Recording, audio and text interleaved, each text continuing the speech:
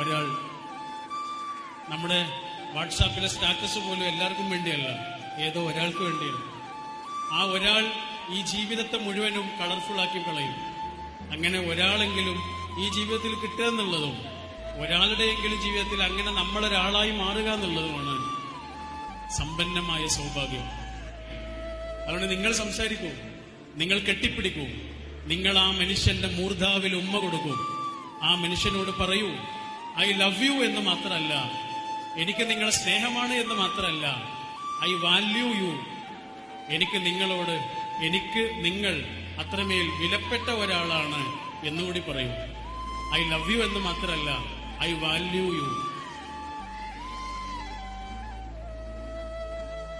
അല്ലേ? ഈ മനുഷ്യനാണ് ഈ ജീവിതത്തെ ഇത്രയും സുന്ദരമാക്കുന്നത്. നമ്മളിങ്ങോട്ട് വരുന്ന സമയത്തുണ്ട് വാഹനങ്ങൾ പോകുന്നു നിലമ്പൂരിലേക്ക്. അതിന്റെയൊക്കെ മുന്നിലൊരു വീടുണ്ട്, സ്നേഹം. തെക്കിന് വടക്കിനോടുള്ള സ്നേഹം,